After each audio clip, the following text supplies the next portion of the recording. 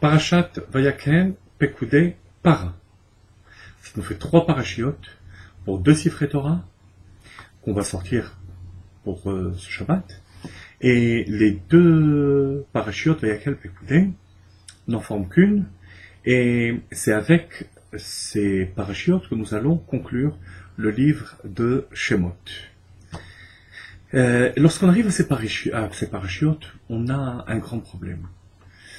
Le problème est que ces parachiotes, Vayakel Pekudei, ne sont a priori ni plus ni moins que la répétition des parachiotes Teruma Tetzavé, dans lesquels Akadosh Baruch Hu ordonne à Moshe Rabbeinu la construction du Mishkan avec tous ses détails, l'arche sainte, le Aron HaKodesh, Amatei Vachetzi Orko, Ve'ama Vachetzi Rochbo, 2 coudées et demi de long, 1 coudée et demi de large, et etc.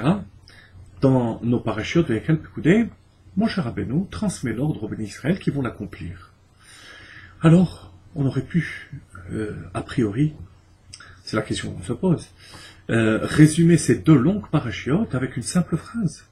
Moshe transmis aux enfants d'Israël qui accomplirent l'ordre divin. Tout simplement. On aurait économisé des dizaines et des dizaines de psukim, de versets de la Torah. Lorsqu'on sait que chaque verset, chaque mot et chaque lettre est précise dans la Torah, alors on se demande pourquoi toute cette longueur.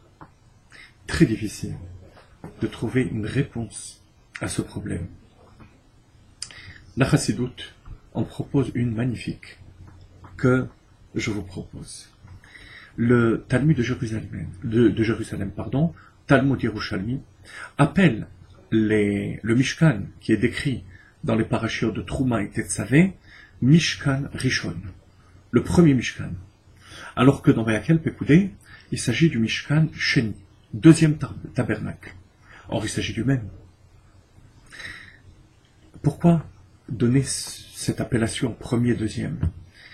Pour nous faire ressentir le fait que le premier Mishkan, celui que Dieu ordonne à Moshe, est d'une autre dimension, d'une dimension spirituelle, abstraite, du niveau de la pensée.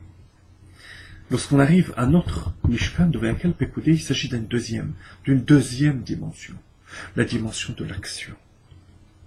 Or, chers amis, pour passer de la pensée-parole à l'action, il faut passer à une autre dimension.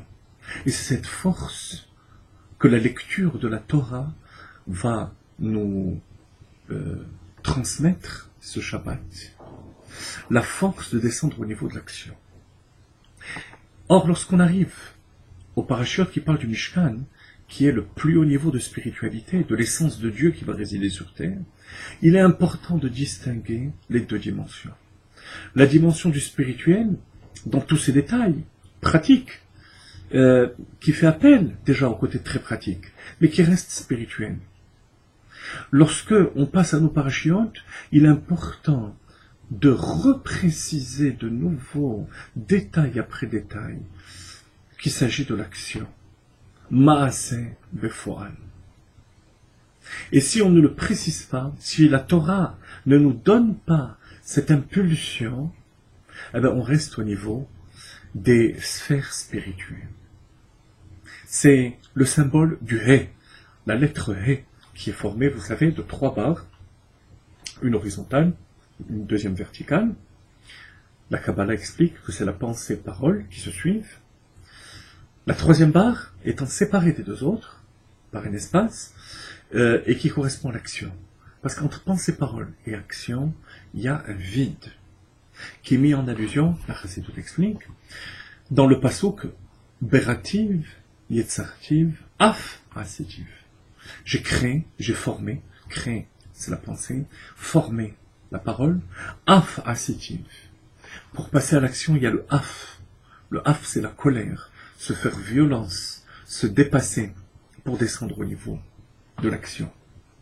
Et avec ce principe, on va pouvoir comprendre un autre passage du Talmud de Jérusalem qui dit que par 18 fois dans notre paracha, il est dit qu'Asher Tziva Hashem et Moshe.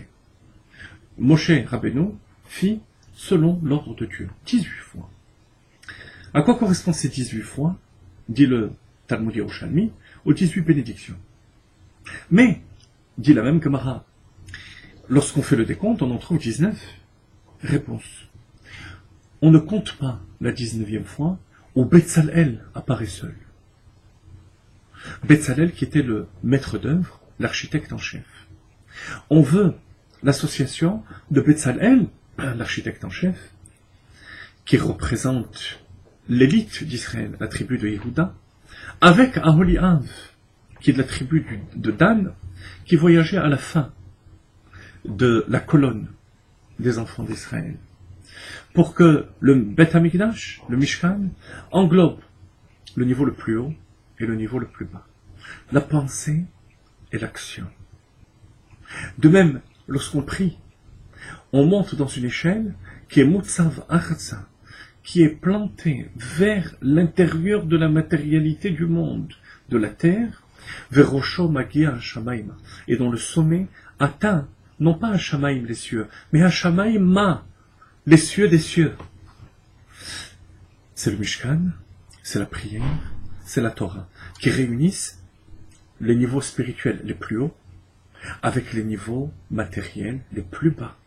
Et c'est cette force, cette netinat koach, cette impulsion qui nous est donnée ce Shabbat, descendre au niveau de l'action.